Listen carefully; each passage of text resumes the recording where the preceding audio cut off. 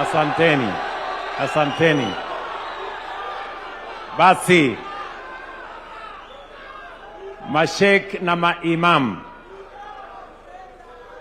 leo asubuhi nafurahi sana tena sana kuwakaribisha hapa State House asubuhi ya leo. Karibuni sana. Karibuni sana. Najua mumetoka mbali. Wengine mmetoka karibu hapa Nairobi. Nyinyi nyote nataka niwaambie asanteni sana kwa kupata nafasi ya kunitembelea.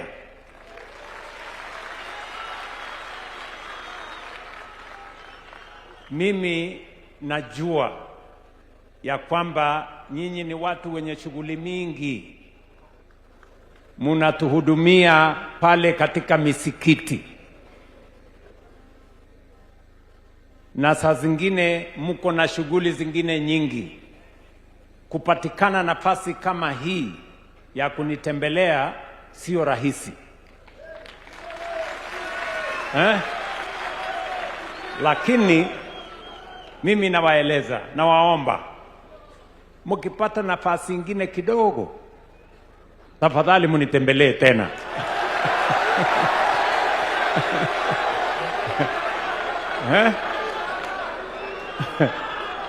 Mimi najua mko busy, si ndio? So si mkipata nafasi nyingine kidogo mtatembelea tena. Ndugu zangu, kwanza naomba msamaha ule mungwana ambaye alisema alipata kuku tu pesi mbili. Nitapanga lunch kabla hujaondoka, lazima ukule hiyo ingine.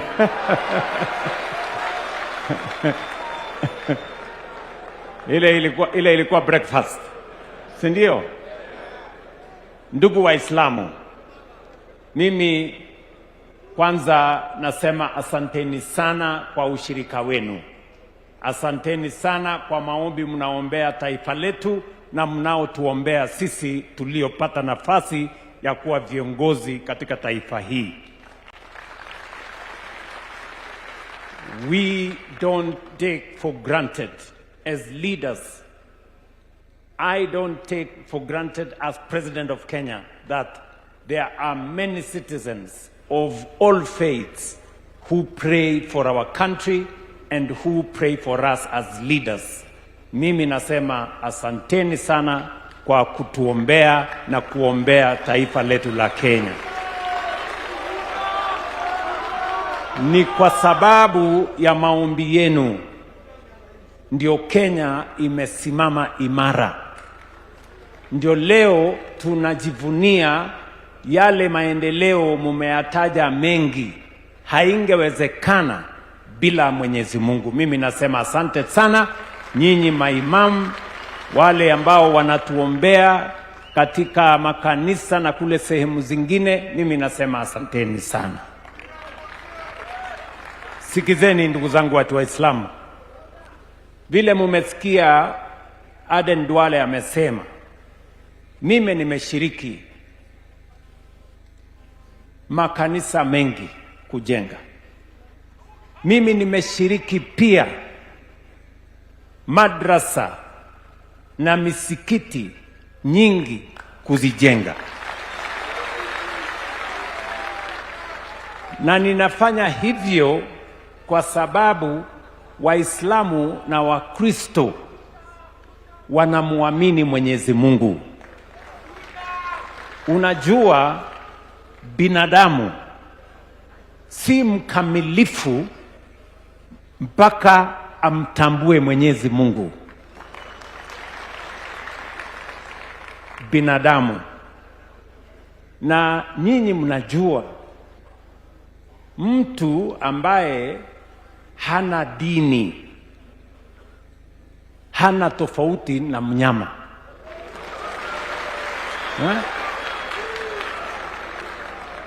Dini ndio inafanya mtu awe na direction. Iwe ni dini ya Kiislamu, iwe ni dini ya Kristo, So sote sisi ndio katiba ya Kenya. Sehemu ya kwanza ya katiba ya Kenya inasema the Almighty God. Yaani pale kwenye katiba inamtambua Mwenyezi Mungu. Sisi kama taifa la Kenya. Kwa hivyo mimi nafurahi sana kuwapokea hapa. Mimi nataka niwahakikishie ya kwamba serikali ya Kenya inawatambua, na katika safari ya ujenzi wa taifa letu la Kenya mko pale katikati katika kupanga vile tunaweza kuwa taifa moja, tuweze kuendesha maendeleo, tuboreshe maisha ya wananchi wetu na Kenya iweze kupiga hatua ya kwenda mbele kimaendeleo. Mimi nataka pia niwaambie ya kwamba katika safari hii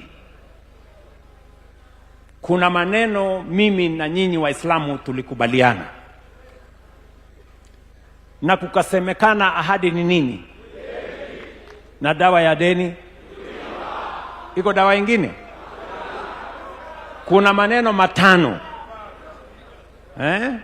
kuna maneno matano tulikubaliana na nyinyi. Waislamu waliniuliza wakaniambia ya kwamba Mungu akinipatia nafasi niwe rais wa Kenya, mimi niliwaahidi kuna maneno nitatengeneza na nitanyorosha na nitabadilisha. Ya kwanza, muliniambia ya kwamba pale kwenye kupatikana kitambulisho na pasipoti iko ubaguzi, iko discrimination, iko marginalization, kwamba ukiwa Muislamu unaulizwa maswali kutoka hapa mpaka Johannesburg.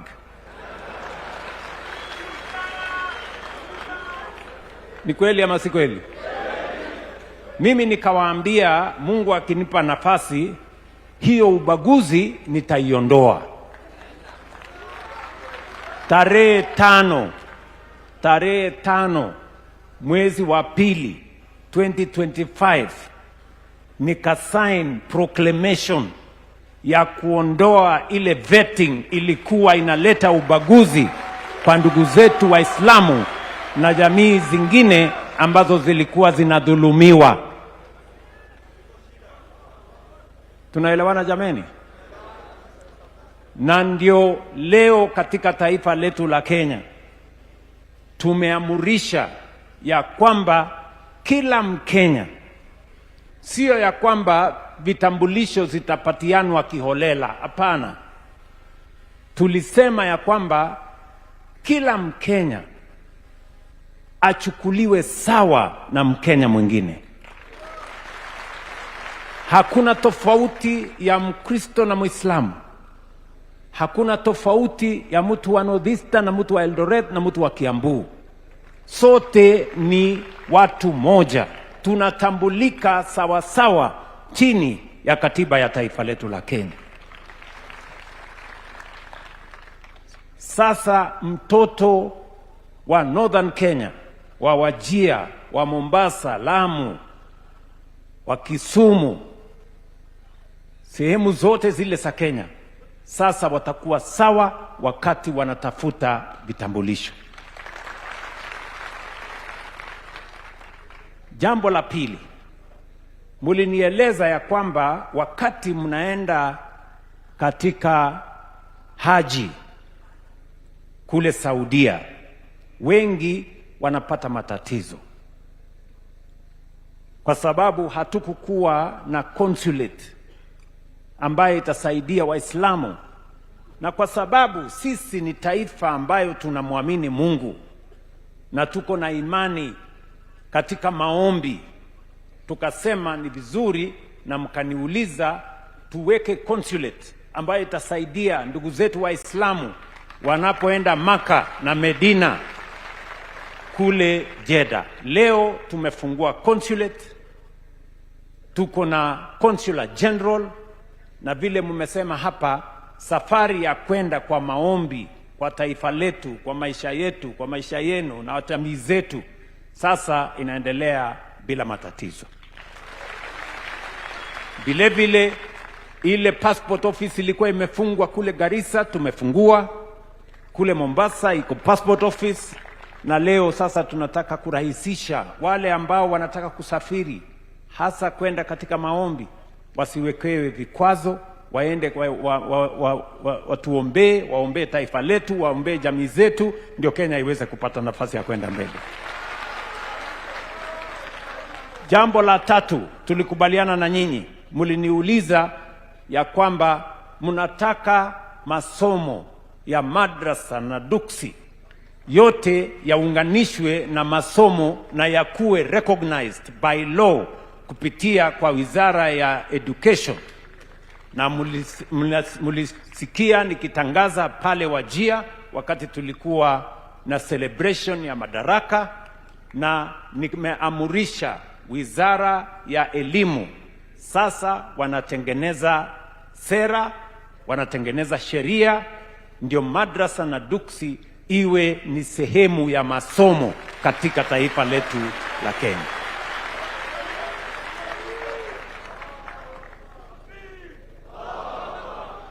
Jambo la 4 tulikubaliana na nyinyi ni kwamba wakfu ambayo inasaidia ndugu zetu Waislamu kulinda mali yao pia itengenezwe katika taifa letu la Kenya. Tulikwisha maliza kutengeneza sheria, sasa tumeweka advertisement, imekamilika. Ya kwanza ilienda segemneke kidogo, lakini tumerudia kwa sababu sheria ilitulazimu ya kwamba lazima kuwe na public participation ya kutosha.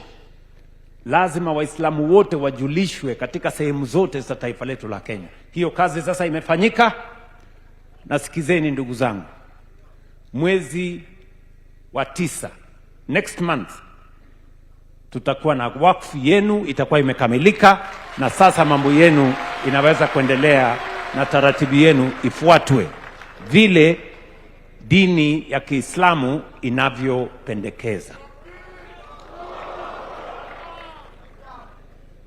Jambo la 5 muliniuliza, muliniambia ya kwamba mnataka maendeleo katika taifa letu la Kenya lifanyike kwa usawa. Kila sehemu ya Kenya ishughulikiwe. Mimi nasimama hapa mbele yenu leo kusema program zote za serikali ya taifa letu la Kenya sasa inaendeshwa kwa misingi na kuzingatia usawa. Barabara tunazotengeneza Kenya zinatengenezwa kila sehemu. Ile Northern Kenya ambayo ilikuwa imesahaulika miaka nyingi, tunatengeneza barabara ya kwanza kubwa ambayo itatugharimu shilingi bilioni 100 kutoka Isiolo mpaka Mandera, kilomita 750, na hiyo barabara inaendelea kwa kasi. Na kama ni program ya housing inaendelea kila sehemu ya Kenya. Ukienda leo Garissa, the largest estate in Garissa ni affordable housing. Hatujengi affordable housing Nairobi peke yake ama sehemu zile ambazo zinajulikana peke yake. Mandera iko affordable housing, Wajia iko affordable housing, Lamu, Mombasa, kila sehemu ya Kenya kuna affordable housing. Markets zinaendelea, hostels ya watoto wetu zinaendelea. Program ya SHA inashughulika na kila mtu, inahusisha kila mwananchi wa taifa letu la Kenya. Katika hiyo program ya housing, ndugu yangu Mahmud hapa, wale Waislamu hawatapata nafasi ya kununua nyumba kwa sababu iko na interest. Mahmud, wacha nikusahihishe. Ukisoma sheria ya housing ile tulipitisha mwaka 2024. Hiyo sheria ya housing inasema pale kwamba katika kuuza hizi manyumba itauzwa kwa wananchi wote, na sheria compliant product ya housing iko ndani ya sheria ambayo tulipitisha. Kwa hivyo nyinyi kama Waislamu, kwa program ya affordable housing iko program ambayo ni sharia compliant. Wewe kama Muislamu utanunua hizo manyumba kwa sababu imezingatia mambo ya dini ya Kiislamu kwa Muislamu ambaye anatafuta nyumba ya kuishi. Sasa niwaulize nyinyi, kwani ile hizi manyumba tunajenga Nairobi, zile tunajenga Wajia, zile tunajenga kule Garissa, kwani mnafikiri ya kwamba tungejenga hizo manyumba bila ya kuweka sheria vile mtazinunua? Kwani hizo manyumba ingekaliwa na nani? Ati tutoe watu Kisumu ama Eldoret waende waishi Wajia? Watu wa Wajia wataishi kwa hizo manyumba, na tumepanga vizuri vile mtaishi katika hiyo manyumba na sheria itafuatwa ya Kiislamu. Tumekubaliana jameni? Na hivyo katika products zote za serikali tumeelewa ya kwamba tunataka inclusivity. Watu wote wajumuishwe katika mambo ya maendeleo. I can stand here with confidence and tell the Muslim community ya kwamba maendeleo yote, miradi yote, mipango yote ya serikali ya Kenya tumezingatia usawa. Tunajenga barabara kila sehemu, tunaweka program ya housing kila sehemu, tunaweka mambo ya SHA ifikie kila mwananchi, tumeweka program ya masomo ya watoto wetu ifike kila sehemu ya Kenya. Nilisema juzi ya kwamba viongozi wa Islamu walinitembelea. Mbeleni niliwaeleza viongozi wa Kiislamu hasa wa Northern Kenya, niliwaambia nyinyi muende muanzishe vyuo ya kusomesha waalimu ndio tuweze kupata waalimu wengi kutoka Northern Kenya, kwa sababu tulikuwa na matatizo pale nyuma. Waalimu wengi walikuwa wanatoka sehemu zingine za Kenya wanafundisha Northern Kenya. Ikitokea changamoto kidogo, wote wanahama, watoto wa Northern Kenya wanabaki bila waalimu. Kaambia hawa viongozi, jengeni. Na mimi nataka nishukuru viongozi wa Northern Kenya, muko na colleges sasa ya walimu. Na mwaka uliopita nilisema wakati tunaajiri walimu tuweke affirmative action kwa watu wa Northern Kenya. Na niliongeza walimu 2,000 wengine specifically from Northern Kenya. Na katika employment ambao tuko nayo ambayo inaendelea saa hizi, tutafanya hivyo tena mpaka tuhakikishe ya kwamba kuna walimu wa kutosha wa Northern Kenya ambao watafundisha watoto wetu kule Northern Kenya, ili kusitokee tena hali ambapo watoto wa Northern Kenya wanakosa walimu kwa sababu walimu wamehama kutoka sehemu zingine. Ni mnanielewa? So that is what we want. Inclusivity. Nyinyi mmesema katika hii serikali inaendesha tumeweka wananchi wote. Na ndio sababu mimi nilisema kuleta usawa, kuleta umoja, kufanya ile inclusivity, ndio nikatengeneza serikali ya broad based, ili tuwaunganishe Wakenya wote. Wengine hawakupenda tutengeneze serikali ya broad based. Mimi nataka niwaeleze ndugu zangu, serikali ya Kenya inatoshea Wakenya wote. It is possible for us as the government of Kenya. It must be our duty and responsibility to make sure that the government of Kenya represents the face of our nation, the diversity of our nation, and brings everybody on board, because there is nobody who is in Kenya by accident, and there are no visitors in Kenya. We are all Kenyans as of right. Tunaelewana jameni? Mnasema tuendelee namna hiyo? niunganishe Wakenya wote, nijumuishe Wakenya wote, tuweke usawa. Hiyo ndio itafanyika. Haya mambo matano mimi nilikubaliana na nyinyi nitafanya, mimi nimeyatimiza. Na mimi niko tayari munifanyie mtihani mwaka ujao. Si ndio? Niko tayari. Pia nyinyi ni ndugu zetu sisi kama Wakristo. Naona rafiki yangu kutoka Kericho ameniambia mnanipangia kunisalimisha. Na mnajua msijaribu. Mnajua mimi ni mhubiri sugu sana. Nyinyi msipochunga, mimi nitawahubiria nikimaliza hii kazi ya rais. Na pengine wengine wenu nitawapindua muwe wa Kristo. Kwa hivyo tusiende hapo. Ama namna gani? Lakini uzuri ndio mimi natambua dini ya Kiislamu ni kwamba mnamwamini Mungu. Na nimewaambia binadamu hawezi kukua mkamilifu bila ya kumwamini Mungu. And that is where we are, all of us, and we are equal. Mimi pia nataka niwaambie kama Wakenya, pia kuna maneno niliwaeleza nitabadilisha. Kwanza niliwaeleza nitashughulika na mambo ya uchumi. Nyinyi mnajua tulikuwa na matatizo makubwa ya uchumi. Uchumi ya Kenya ilikuwa mahali pabaya.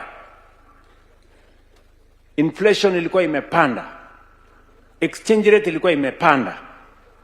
Hatukukuwa na pesa za kigeni ya kutosha. Leo nasimama mbele yenu hapa na waeleza Wakenya wenzangu, ile uchumi ambaye ilikuwa imekuwa tepetevu, leo we have stabilized our economy. Interest rates ambaye ilikuwa imeenda 20% ikielekea huko, sasa imekuja 14% ikirudi chini. Inflation ambaye ilikuwa 9.3 ikielekea huko, sasa imefika hapo 5%, inahangaika hapo. Ile dola ambayo ilikuwa imefika 160, 165, sasa iko 128, 129. Pesa ya kigeni, ile foreign exchange pale kwa Central Bank, ilikuwa imefika 2.5 months of import cover, $5.7 billion. Leo tuko na $15.3 billion, 6.5 months of import cover. Those are facts. You cannot argue with them. They are very stubborn. Tunaelewana jameni? Na sasa mimi nataka tuketi chini na nyinyi. Nimependekeza ya kwamba nataka tuketi chini tuongee uchumi na maendeleo. Tumeongea siasa miaka nyingi bwana, si ndio? Si tunajua vile ya kufanya siasa. Siasa sisi ndio mafundi. Lakini sasa tunataka kupeleka ufundi yetu kwa uchumi na maendeleo. Tusiwe tu mafundi wa siasa, ama namna gani? Tunaelewana?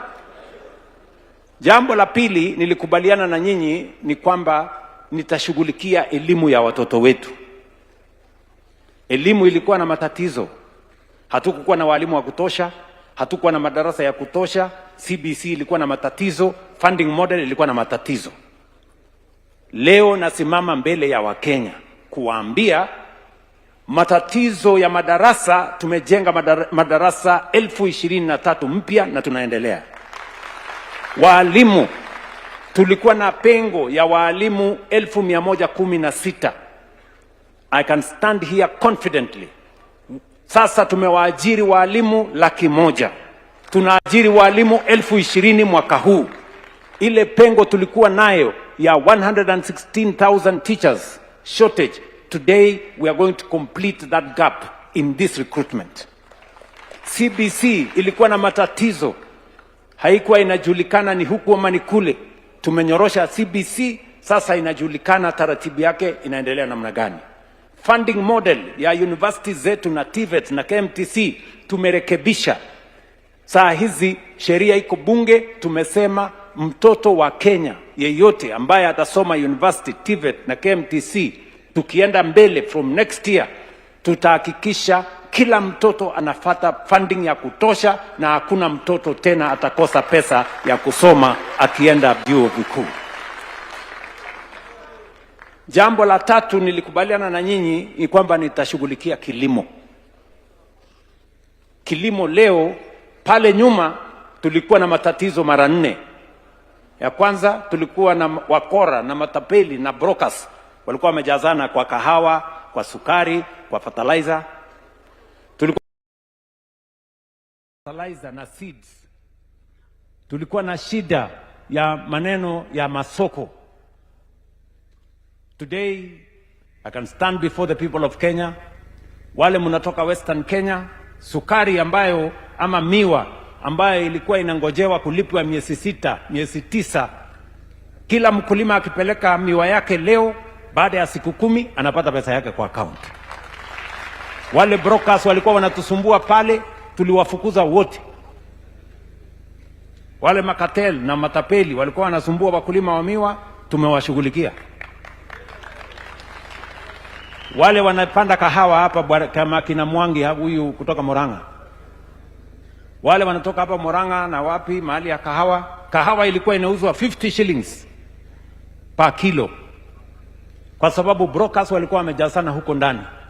Tumenyorosha mambo ya kahawa. Leo kahawa inauzwa 120, 150 shillings per kilo.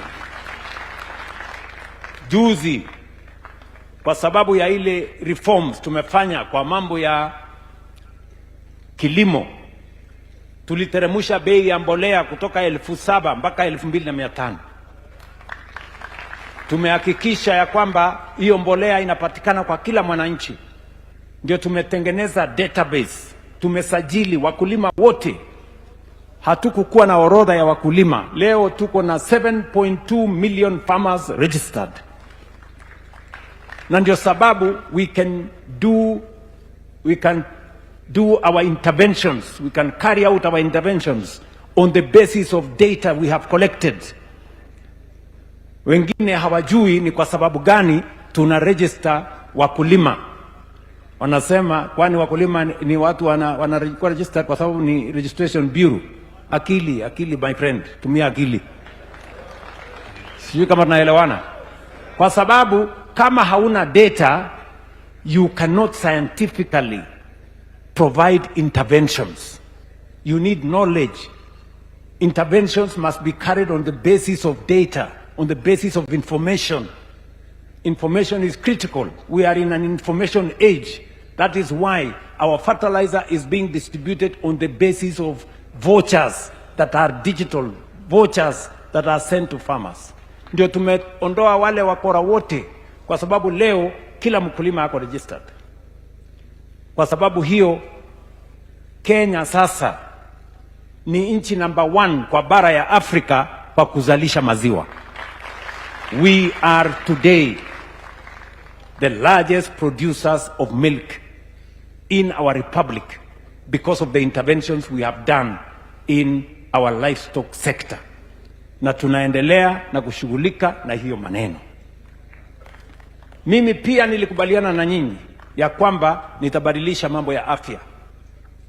Ile NHIF ya zamani ilikuwa ya watu wachache. Watu ambao wako na kazi, watu wako na uwezo, watu wako na pesa ndio walikuwa pale kwa NHIF. Mimi nikasema katiba ya Kenya sehemu ya 43 inasema afya ni haki ya kila Mkenya, bila ya kujali ni wa dini gani, ako na kazi, ako na uwezo, ako na pesa, kila Mkenya. Na leo mimi nafurahi nasimama mbele ya Wakenya, ile NHIF ya watu wachache leo SHA tumesajili wananchi milioni 32.2. Pesa ambayo tumelipia gharama ya matibabu kwa mahospitali zetu ni shilingi bilioni 170. NHIF in 10 years haingeweza kulipa hiyo pesa. We have paid 170 billion in 1.5 years. Progressively. Leo utapata ushuhuda. Mumesikia Mahmud anasema hapa mtu wake alikuwa hospitali, bili kakuja shilingi milioni 1, SHA ikalipa 750. Kusema ukweli, ile harambee ambayo ilikuwa inafanywa michango kila kijiji, WhatsApp group ya kuchanga pesa ya hospitali zimepungua by 80%. Ni kweli ama si kweli? We must say this so that we can shame the liars and the devil. Sinema hiyo. Unasikia mtu anasema SHA haifanyi, na yeye mwenyewe hajakuwa mgonjwa, yeye mwenyewe hata hajajiandikisha. Sasa wewe ambaye hujajiandikisha unajuaje SHA inafanya ama haifanyi? Sio kama tunaelewana my friends. So leo, this afternoon, mimi na huyu Aden Duale, leo afternoon ya leo tunaenda kuanzisha ambulance service ya emergency ambayo itashughulikia Wakenya wote katika taifa letu la Kenya. Sisi tumesema ndani ya SHA, pale kukitokea emergency, kukitokea ajali ama emergency yeyote, hapo ndio tunapoteza maisha ya wananchi wengi. Na kwa sababu hiyo tumesema kama serikali kupitia kwa SHA, hapo kwa emergency, the first 24 hours ya emergency, wale wote ambao wameathirika na emergency wote watatibiwa bila malipo yoyote. Malipo itasimamiwa na SHA. Sikizeni my friends, unajua shida ilikuwa ajali imetokea, mtu amekimbizwa hospitali, badala ya hospitali kumtibu wanaanza kuuliza nani atalipa bili. Saa ile tunangojea mwenye kulipa bili, mwananchi amekufa ama ile hali imeharibika zaidi. Ndio tumesema kama serikali, emergency yote, ajali ikitokea mahali popote, ambulance itafika pale, itampeleka huyo mwananchi hospitali, na hospitali atatibiwa, atashughulikiwa bila ya kuulizwa nani atalipa bill, kwa sababu tumesema bill italipwa na bima ya serikali ya SHA. Nyinyi mnanielewa? Leo we are going to launch the ambulance service for the whole nation. Ndio we actualize na tuokoe maisha ya wananchi wetu. Hiyo ndio kupanga vile ya kubadilisha Kenya. Kenya my friends, ndugu zangu Waislamu, Kenya haiwezi kubadilika kwa siasa ya bure, kelele, chuki, ukabila, matusi. Haya mambo hayawezi kubadilisha taifa letu. Na ndio mimi nimewauliza hawa wanajaribu kushindana na mimi, nimewauliza agenda yenu ni gani? Sera yenu ni gani? Mpango yenu ni gani? Agenda yenu ni gani? Hata nyinyi mnajua hawana? Mumesikia wakisema ati ile shida kubwa wako naye na housing, ati ni vile watapandisha kuku juu kwa mtu. Sasa I mean, surely if that is the kind of alternative we are looking for, you know, sijui kama tunaelewana jameni. Ndugu zangu watu Waislamu, haya maneno yote nimesema ni kwa sababu mimi nataka tushirikiane ndio tubadilishe taifa letu la Kenya. Mimi nimesema naamini kwa hii taifa. Hii maendeleo wengine wamefanya, tunaweza kufanya hata na zaidi. Na tuko na uwezo. Na ndio nimependekeza Wednesday next week tarehe 12, mimi nataka tuanzishe mazungumzo kama Wakenya. Mazungumzo ya kulenga uchumi na maendeleo. Wengine wanasema hawataki mazungumzo ya uchumi na maendeleo, ati wanataka mazungumzo ya siasa. Sijui kama tunaelewana. Ati wanataka tu tuongee siasa, right ya huyu, right ya ule, right ya ule, na right ya maendeleo iko wapi? Na right ya mtoto ya huyu kusoma iko wapi? Na right ya huyu mwananchi kuwa na matibabu iko wapi? Kuwa na makao ya sawasawa iko wapi? Na hiyo rights zote ziko ndani ya katiba ya Kenya. So we must have a conversation. We should have a conversation as a people of Kenya on actualizing the constitutional provisions that are going to make a difference in the development and the economic prosperity of our nation. Kwa sababu tusipozungumza mambo ya uchumi, tutakuwa tunaweka mambo ya guesswork. Na nimesema ili kusitokee tena, nyinyi ndugu zangu, sehemu ya Northeastern imechelewa na maendeleo. Ni kweli ama si kweli? Ili kusitokee tena kitu kama hiyo, ya kwamba sehemu za Kenya zingine zinaendelea maendeleo, zingine zimebaguliwa, lazima tuweke kwa sheria kwamba maendeleo ya uchumi, maendeleo ya mabarabara, ya stima, ya maji, ya masomo, ya matibabu, yote yaweke kwenye sheria na yaseme yatapatikana kila sehemu ya taifa letu la Kenya. Tuendelee na guesswork? Mnataka tuendelee na ile karata ya pata potea? Ati inategemea huyu kama ni rafiki yako, huyo sio rafiki yako. Hatutaki kuweka urafiki kwa mambo ya maendeleo. Tunataka maendeleo yaendelee kwa usawa. Na ndio sababu hiyo nimesema tuko na sheria, andika sheria ya maendeleo ya taifa letu la Kenya this time around. Nyinyi mko tayari? Mko tayari? Ile Vision 2030, Rais wa tatu Mheshimiwa Mwai Kibaki alitusaidia tukaitengeneza. Haikukuwa na public participation ya kutosha. Leo hii tunaandika sio kama serikali, sio kama viongozi, tutaandika kama wananchi wa taifa letu la Kenya. Sisi wote tutachangia katika kuandika ruasa hiyo. Jambo la pili, ile ya Vision 2030 haikuwa na constitutional na legal basis. This time round we are going to write a vision for our nation based on the constitution, and we are going to prepare a specific law that is going to underwrite the economic prosperity and development of our nation, so that we don't make a mistake again, and so that we can catch up with those who have gone ahead of us. Nyinyi mko tayari ndugu zangu Waislamu? Mko tayari? Si mmeniambia mko na wasomi hapa? Si wasomi wa Kiislamu wako hapa? Nyinyi wasomi wa Kiislamu karibuni. Mtuambie hii maendeleo tutaiendesha na njia gani?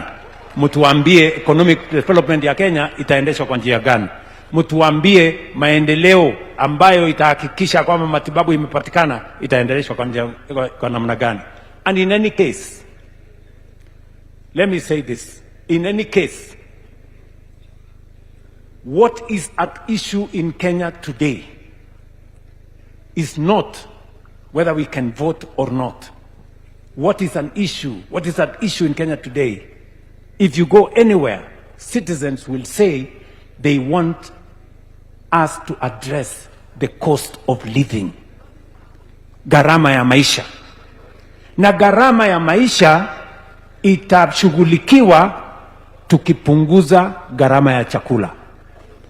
Kwa kushughulika na mambo ya kilimo, ndio chakula ipatikane kwa wingi. Gharama ya maisha itashughulikiwa tukipunguza gharama ya masomo, ndio kila Mkenya aweze kusomesha watoto wake bila ya kuingia kwenye gharama. Gharama ya maisha itashuka pale tukiondoa ama tukipunguza gharama ya matibabu. Ndio sababu lazima tuwe na bima ya afya ambayo itashughulikia Wakenya wote. Gharama ya maisha itashuka pale wale wanaolipa rent na wale wanaolipa mortgage wanalipa kwa bei ya chini. Ndio sababu housing inamwezesha yule ambaye analipa 2,000 ama 3,000 alipe 3,000 na nyumba ikuwe yake. asiwe ni mtu ya kulipa rent milele. That is how we are going to sort out the cost of living. And that is what the people of Kenya want.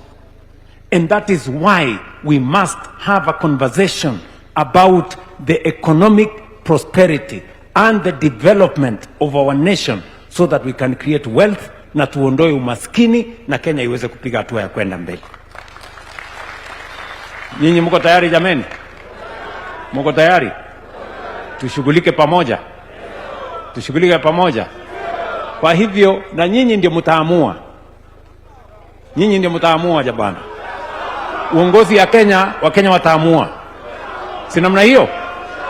Na Wakenya wataamua kulingana na maono ya kila mtu na ile track record mtu ako naye na ile agenda mtu ako naye. Ama namna gani? Tuko pamoja? Yes. So kuna watu wanafikiri watatuchezea karata ya kamari. Kasongo must go alafu atiwapite. Hapana, ikae namna hiyo. Tafuteni sera bwana. Ati watatuchanganya. Ati wakuje tu waimbe hapo, one time Kasongo, must go, sijui nini. Ati alafu wapite. Watapita namna gani? Na vile tuko macho. You have to do the difficult task, my friend. Utuambie wewe cost of living, how are you planning to reduce the cost of living? Utuambie. Ama namna gani? Tuko pamoja? Mnasema tuendelee? Tuendelee na kazi? Mnasema niunganishe wa Kenya? Nijenge barabara? Tujenge mashule? Tuendelee na SHA? Niendelee na housing? Tutoe watu kwa vitongoji duni? Kila mtu aishi mahali pazuri? Tuunganishe wa Kenya? Wangapi wanasema tuendelee na kazi jameni, nione tuendelee.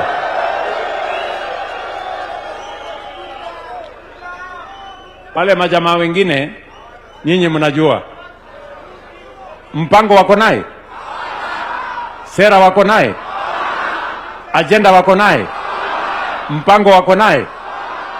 Hata sitaki